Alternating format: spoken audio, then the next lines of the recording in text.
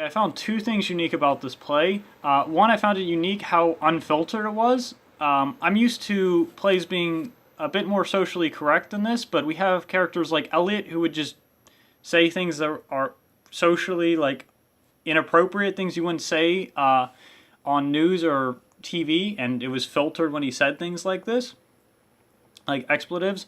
And additionally, I found it interesting that different characters played as narrators for each other's stories. So I found that unique. I haven't seen that before. Okay, one value I noticed was family. So for one, we have an entire generation of soldiers. We have 3 different people who are all soldiers. But likewise, we have people like Pops, who wishes for a family at some point, like he had this desire to go and start a family. We have people like Elliot, who's just thinking like coming back to his family after the war was one of the best experiences he's had. So this value of family, and then another value I noticed was like the concept of being alive. So the concept of living. As common people, we have a completely different idea of living compared to soldiers.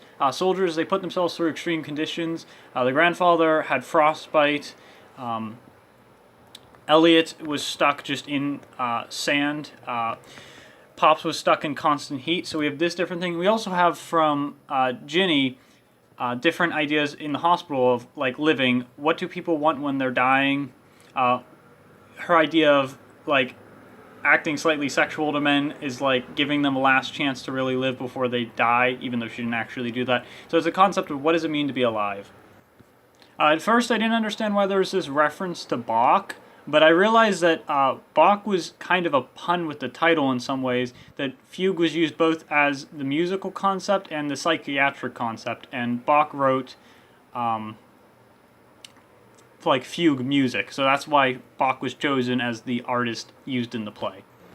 In terms of diversity, we have the grandfather was he was excluded out as a Latin or a Latino person.